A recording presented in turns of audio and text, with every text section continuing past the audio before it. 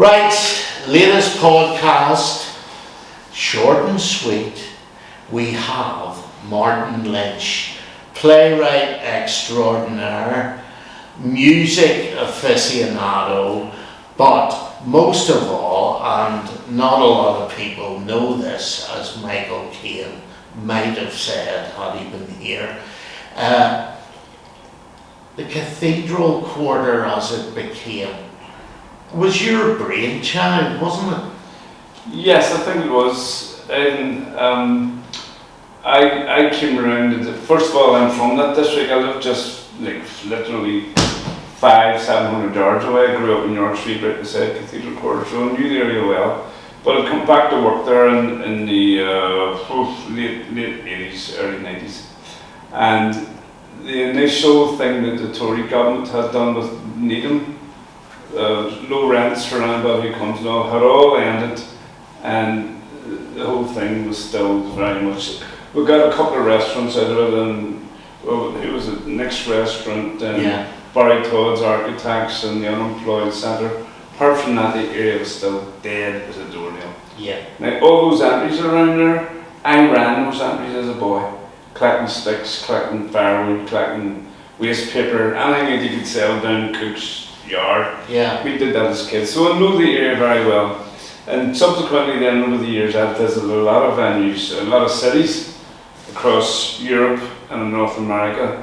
And I remember when I was back working in that district, walking around, the only bar open was Judy York. Yeah. The only bar, that's where you got a bit of lunch, closed at 7 o'clock still at that point, early 90s.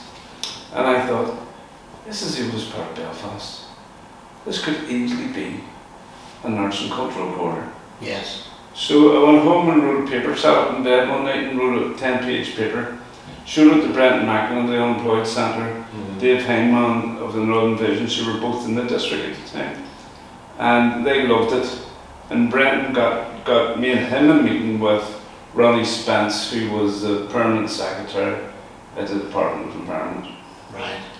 And we'd already sent him this paper that I'd written. I'd written up things like a space around Edward Street for an art centre. There's car parks all around there. Big art centre, which would be the focus of Cathedral Quarter, which subsequently was done with the MAC. The MAC, yeah. I proposed Belfast Circus come into the area, and they got the funds to build the first purpose-built circus space in Europe, apparently. Belfast Community Circus. And loads of other things. I wanted art galleries, and I wanted the entries to have markets and all that stuff, and various things. Ronnie Spence loved it, and he says he particularly loved it because it came from up the west, not from them or any government department. It came from, a playwright and a leader of the Unemployed Centre. So about 6 months later, we got to notice that the Department of Environment was passed along the Lagan side to implement my paper. And they in turn gave it to an Edinburgh, what would you call that, a planning group, some type of planning organisation in Edinburgh. And we were all brought to a meeting down in the Lagenside premises where this guy got up and proposed a plan, which was my plan back to me. It was quite extraordinary. All my ideas, everything was in there as theirs. Yes. They didn't acknowledge me. No, they wouldn't be doing that. No. And then I spent probably the next 7 or 8 years, put together a committee with Barry Todd, chairperson, and Brenton Macklin on it, and all the arts organisations, some of the business organisations. And we campaigned for 7 or 8 years. I worked very closely with Lagenside to try and get done all the workspaces that are there now. Just a wee story about that. You have where the Belfast Festival is, Northern Visions, and Belfast Exposed Gallery, all in that building down below the John Hood Bar. Yes. There's one in York in Royal Avenue. Who's there now? The disability organisation and various other arts organisations are in that building. And then there's a third, someone I forget where it is at the minute. But these organisations were all coming to me about moving to Cathedral Quarter. And I says, well, what, did you go to Lagenside? He said, yes, they just give us a list of all the estate agents in the district. I mean, what? Lagenside were supposed to be enabling people to move into the area. Yeah. So I rang up Mike Smith, the director of Lagenside, and I says, Mike, could I bring down a couple of organisations to make the case to you that we need more space for arts organisations? You can't just declare a cultural quarter and not have somewhere for people to go. So he says, yes, and they organised a meeting that week. Mike has an office about the size of this, right? I brought 22 people down. He wasn't expecting that. They had to go and get extra chairs and all to fit them all in. And from that meeting, he went out in the next 6 months and bought 3 buildings. So people like Northern Visions got accommodated, Belfast Community Circus, and so on and so on. Yeah. And that was one of the big achievements of the early days. But I just kept it up. And I invited organisations to come and try and work in the area and so on. And I opened the community arts forums, offices facing to the Dance Cathedral. And we were trying to encourage organisations to be active in the area, put things on. Like Belfast Community Circus put on their May Day stuff in the city centre. What do they call it? Foods, Festival of Foods. Yes. All that sort of stuff. So that went on, and Lagenside did a reasonable job, but they were a private enterprise company. They like to bring in private enterprise, not necessarily have the public good in mind. I had to force them to take an interest in the public good, like the managed spaces and so on. And lots of times I clashed with them, fought with them because they weren't showing that type of interest. There's still entries there that should be fixed and utilised. Like the one behind the Duke of York. Yes. Is pretty dead. Yeah. You know, that should be, there should be somebody getting in there to sort out why there's no...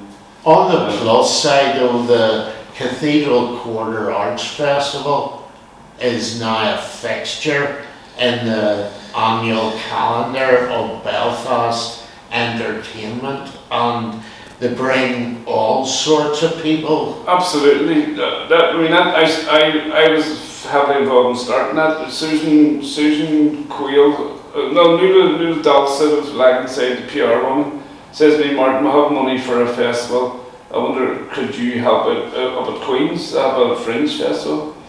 I says, Nuala, I've no interest in doing a Fringe Festival up at Queen's, but could you divert the money to Cathedral Quarter and pay for a full-time person to do a festival in Cathedral Quarter?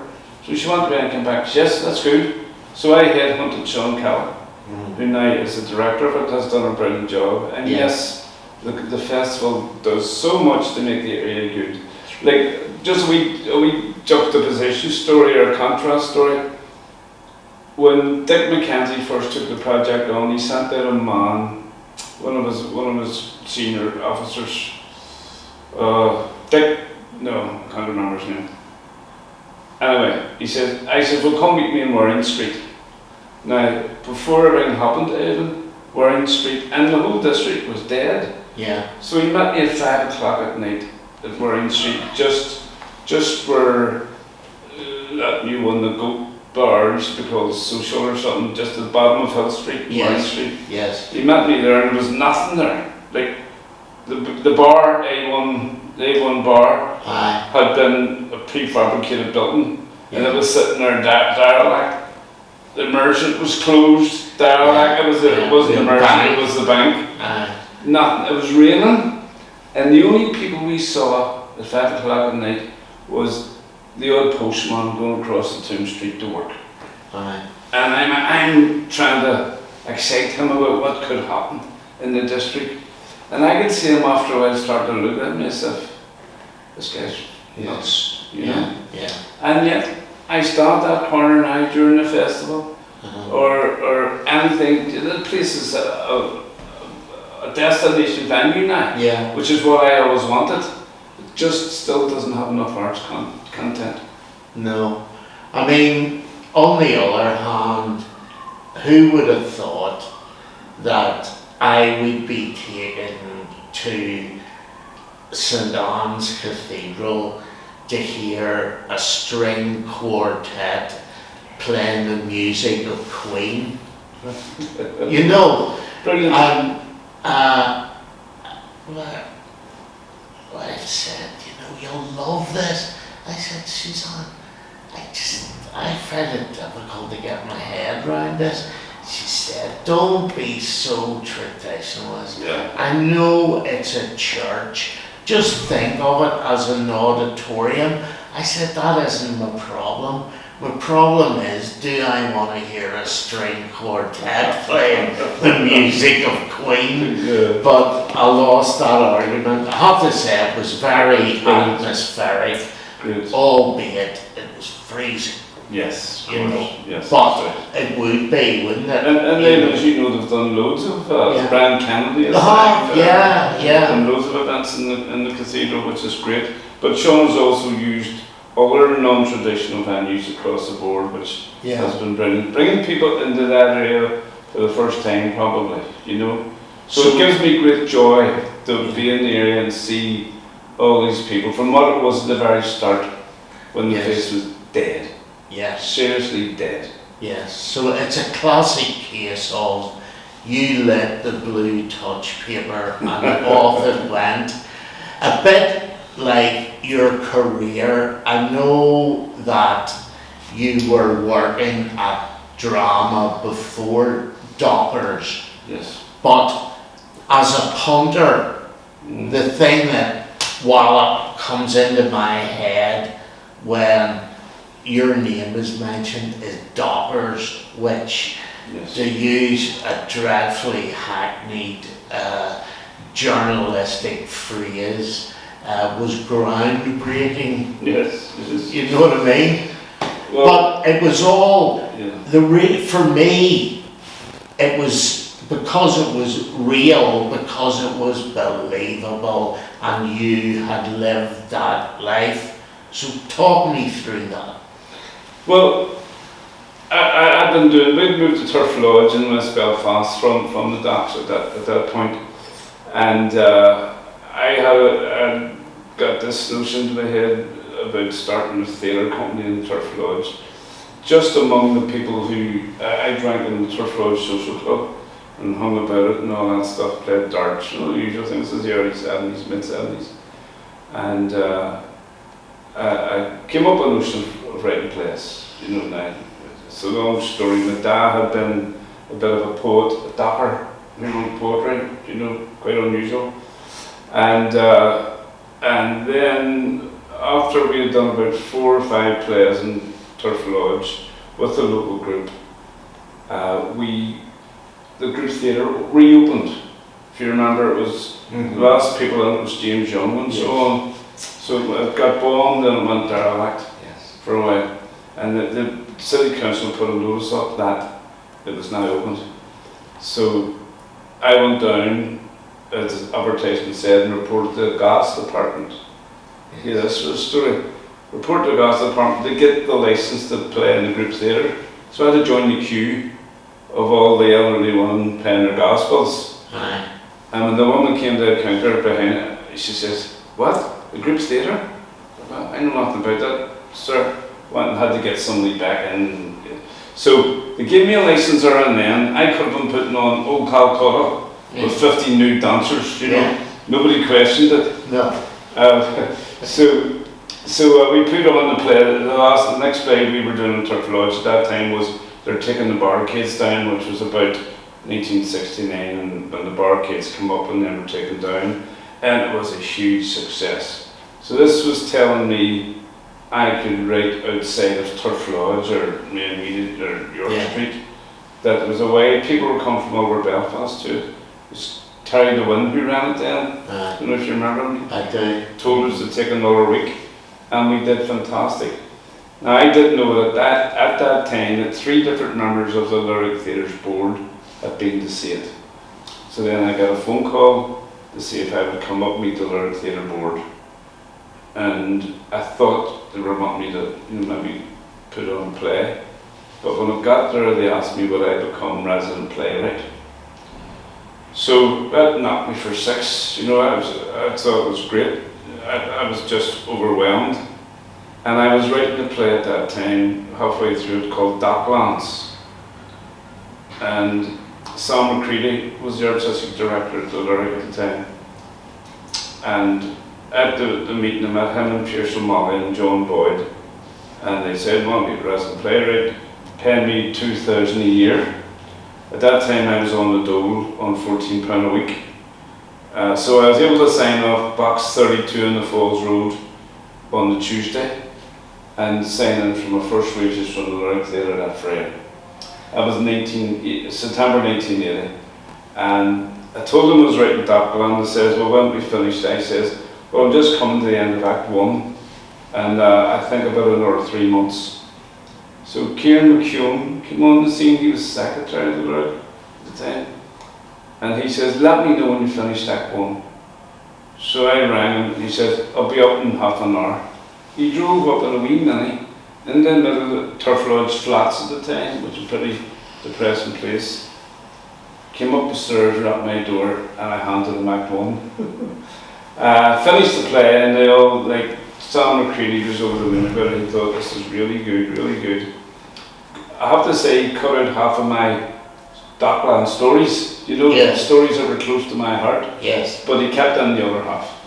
And then we had to try and get an audience in for it, and I sold tickets down around among the dockers, and it just exploded from the first night.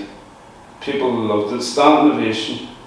Mairead, the peace woman, what's her name? Corrigan? Mairead Corrigan Yeah. led the standing ovation, and I was called up on the stage, which used to be an old tradition. Author, haven't seen it since.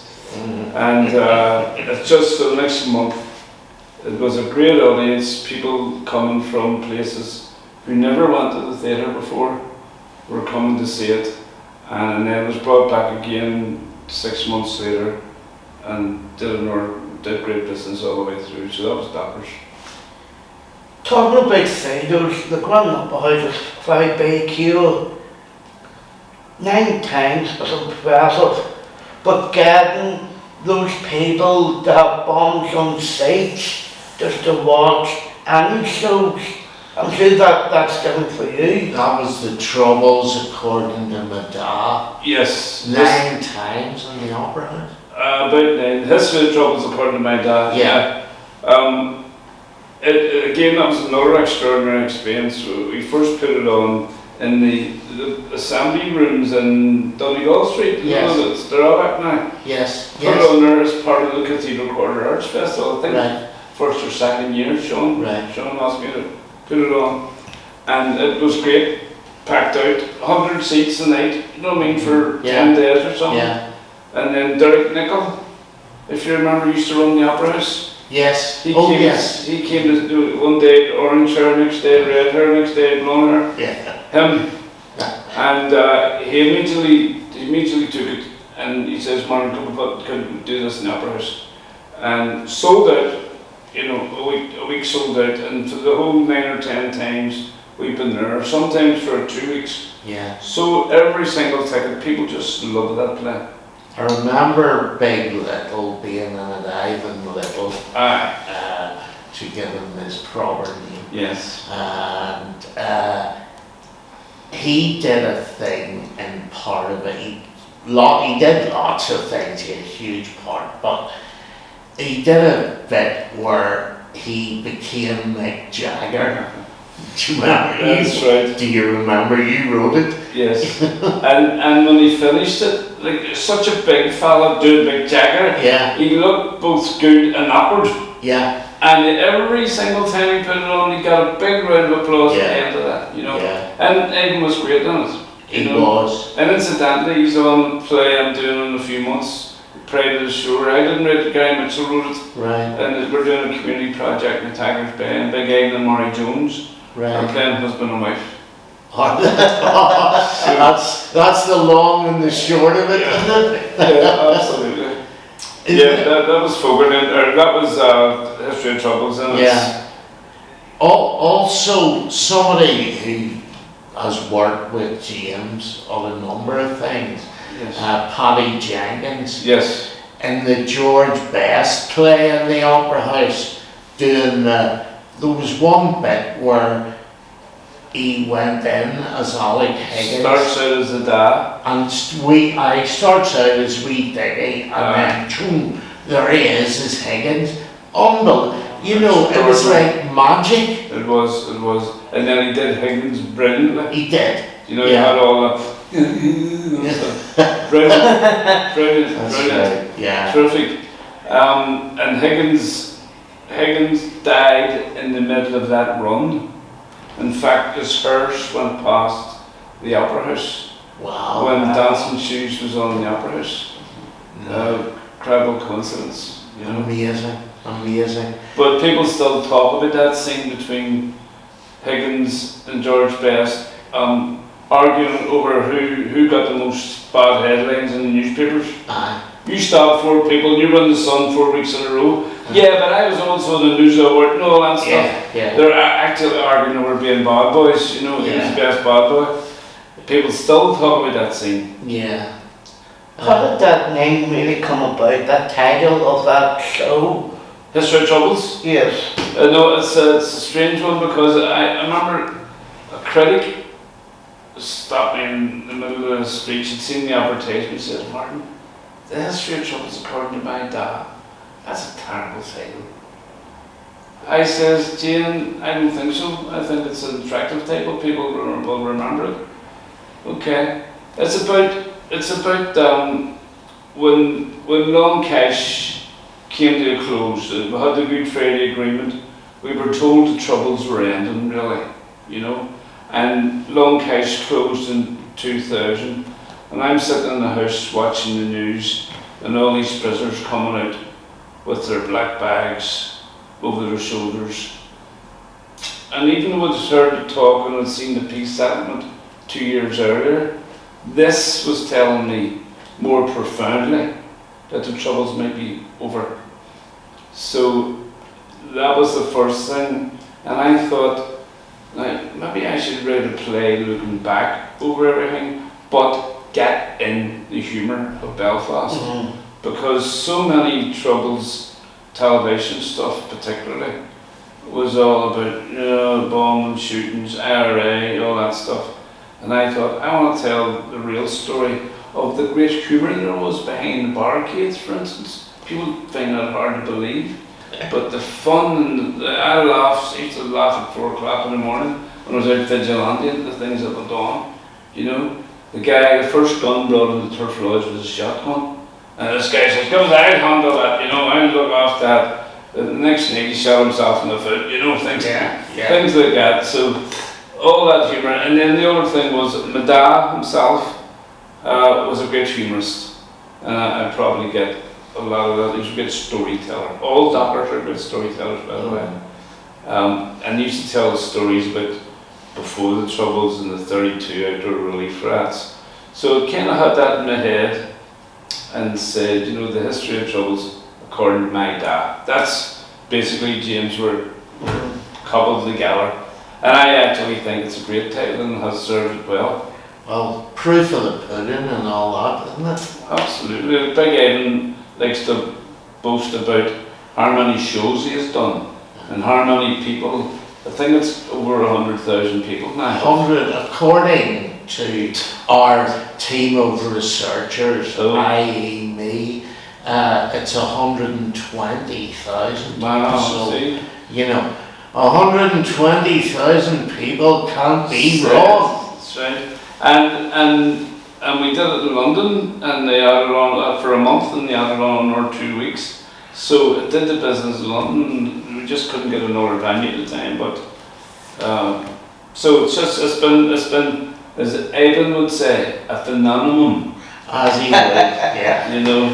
And he says to me, "I'm sorry, Evan, if people are giving you a hard time about that word." I said, "You mean phenomenon?" That's exactly what I mean. Yeah. I says, "Listen, as long as they don't send my checks to you, Yes. that's all right." The next week he rang me and he says, I have a cheque here that is made out to Ivan Little, but it wasn't me who wrote this piece, it was you. And I said, be careful what you wish for, you know. So Well, you know, Ivan, there's this constant mix-up between me, you, yeah, and Ivan Little. yeah, People think I'm Ivan Little, and Ivan Little they think Ivan Little's me. yeah. And then your name comes into the Yeah. team, Ivan Martin. I always got that to myself when I played Ted Warby, and no, I only asked them. Yes. You would get funny names, like even I got King's Little. That's You what know, it is. I think that's the show business. And my first name Bill Martin, and your second name Bill Martin, Yeah. and all And gets all- jumbled up in people's heads. Yeah. You know? Yeah. Well, the worst one used to be when I used to be always, Jerry Kelly and I used to get mixed up a lot. Right. To the point where the Sunday World approaches and says, could we do a story about this? And I phoned Kelly and I said, what do you think? And he says, yeah, let's do it as long as there's a picture, because that will show that we don't look alike at all. Right. So that's fine to do it, and there's a picture. Of course, Kelly's a big guy, Big. much taller than me, to take the picture, accentuating that. Yes. And I'm out getting the Sunday papers, and this woman says to me, make sure you get the Sunday World, Ivan. There's a picture in it of you and Jerry Kelly. The two of you could be twins. I says, well, that worked. Absolutely.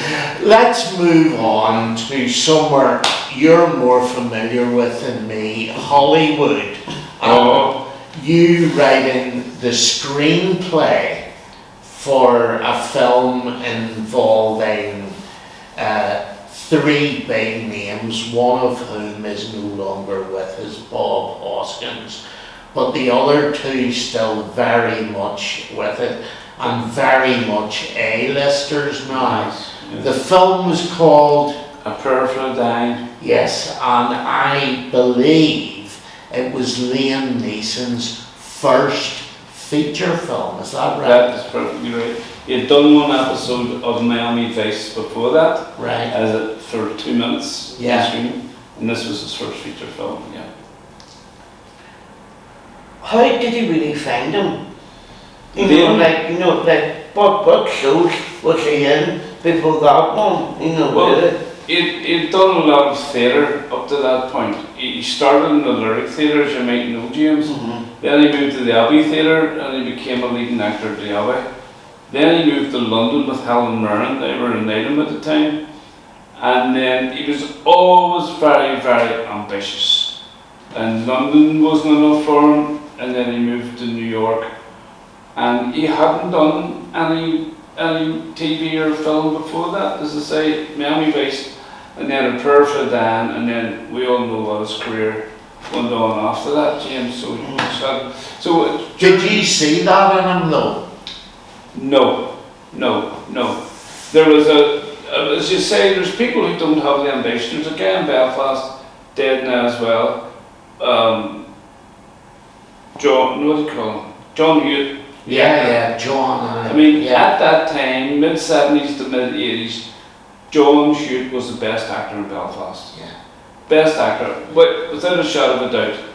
And he didn't have the ambition to go off to London, or John was content. Yeah.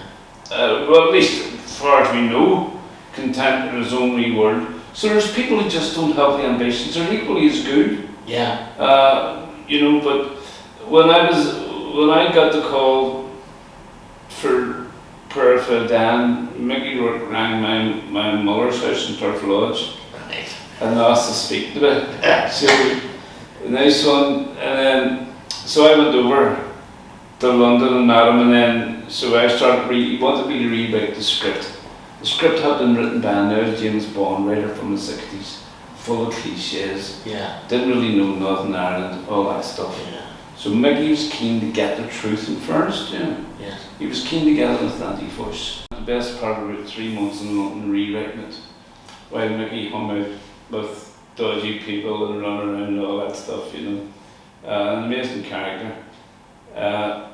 But then, after I'd got the script together, and Liam Neeson was brought on board and Bob Hoskins, I was sent to meet them, to tell them what I was doing with their characters, and also just to listen to their voice, to get their cadence and all that stuff. Yeah. And I went to Liam Neeson's flat at the time in Southwell.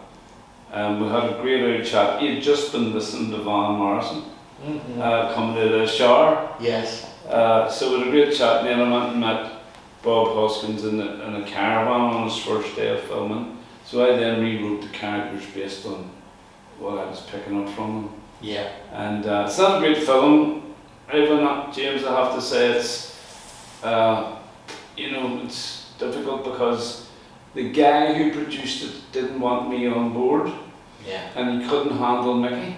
Yeah. And Mickey, No surprise. Mickey was dictating everything. It was his first $1 million film, and he called the shots. Who was going to be the leading lady? Who was going to be the script writer, and so on. So apparently he has it in his contract that the leading lady has to make love to him if that's in the script. So this is the type of power that he had, and so he had this producer by the short and curlies, and it was a continuous clash, and not a very what would you call it, comfortable set. Yeah. So when you get that in a film, usually the film doesn't turn out very well. Some people say to me, oh, friction is good, it brings out, gets the artistic juices going and all that. Anything I've ever been involved in, if you had a happy set, you had a happy show. I agree entirely. It's been my experience as well. Now that doesn't mean to say that people like Marlon Brando, Stella McCusker, two opposite poles, Yeah. but they need in their own heads to get stoked up Yeah. to get to a performance. Yeah. So they like to burst into arguments Yeah. and fights and all that stuff, gets their adrenaline going and gets them up for the show. Most other people don't have those personal problems. Yeah. Most other people are balanced and know how to get to the pinnacle without any of that. I mean, Liam Neeson had a great career before he became, I have special talents and I will find you Yes. and I will use them. I mean, who would have thought that Liam Neeson, who incidentally at that stage was approaching his middle 60s, would be the guy who was going to sort people out. Big action hero. Physical role. I mean, I know. And your boy does the same, and he's in the 60s. What do they call him? Raiders of the Lost Ark.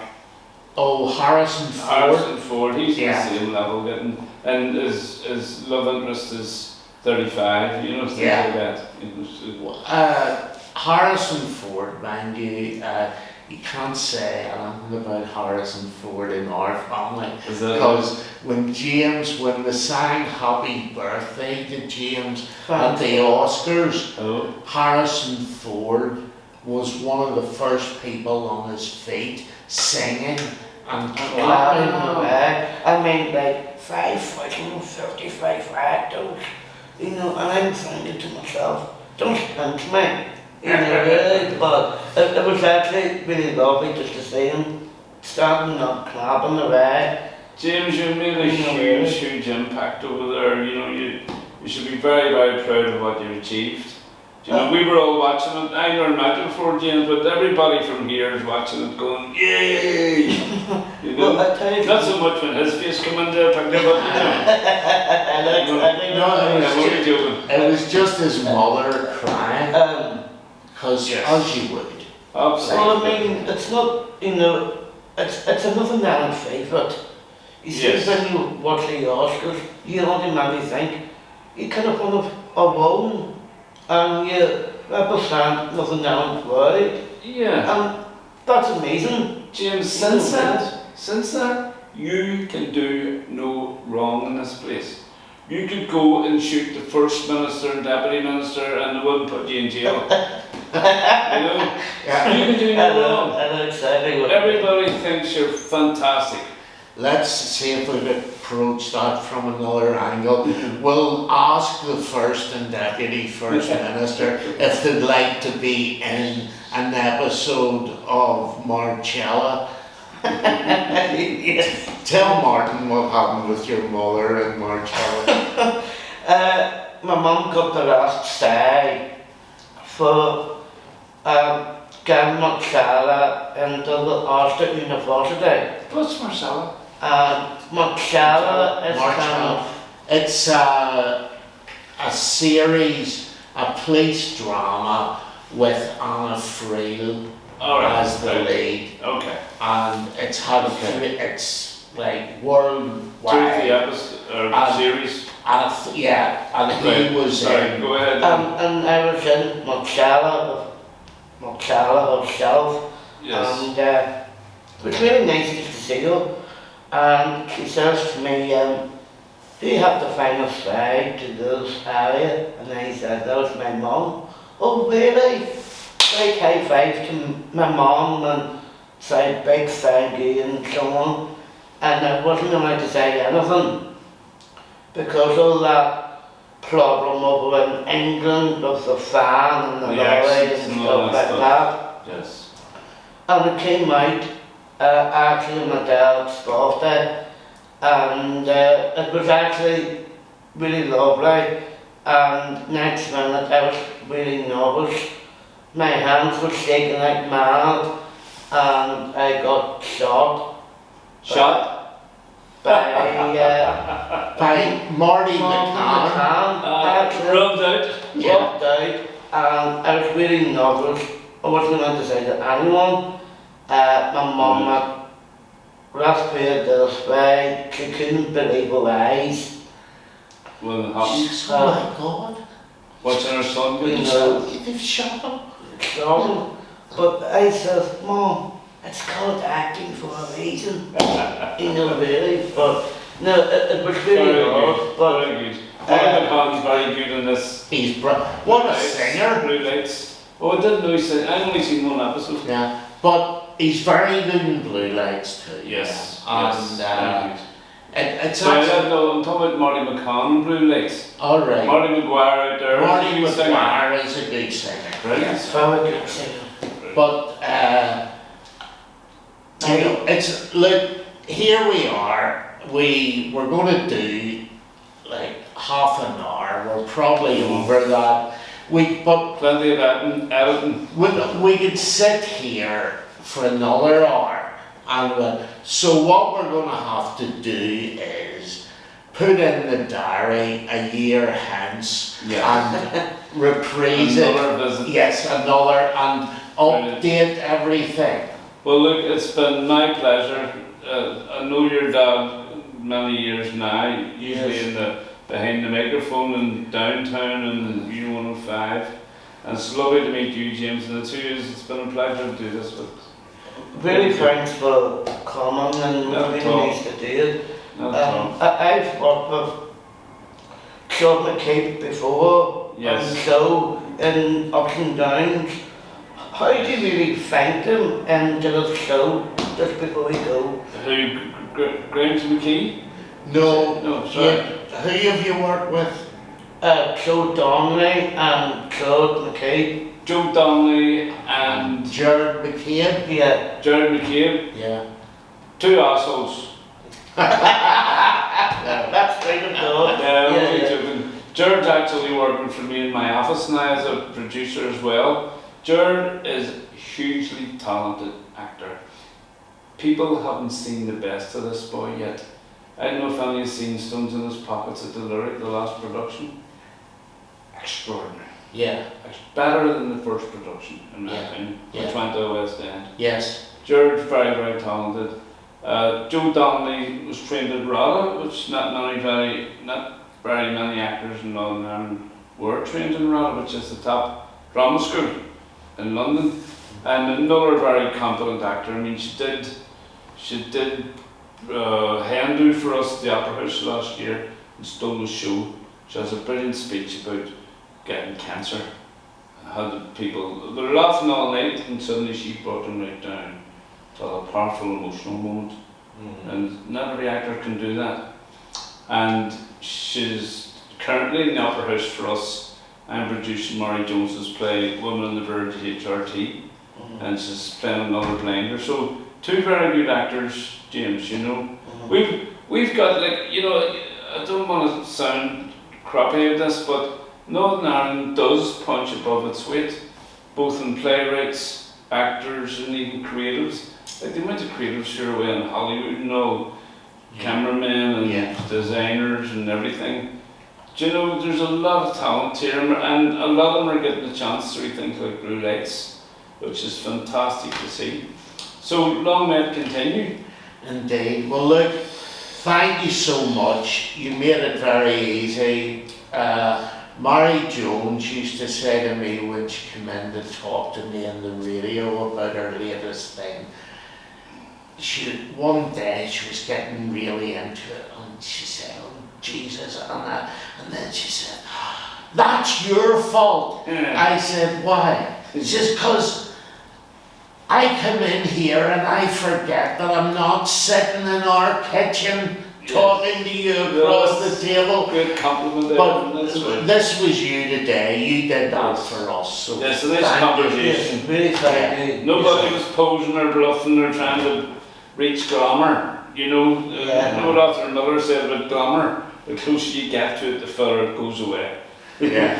You know, there's no such thing, and I like people to be truthful and not be trying to reach for glamour all the time, you know. Well, we've got some lovely stories. We thank you for those. Great. We thank you for watching, and au revoir, goodbye, and Arrivederci. all those other things as well.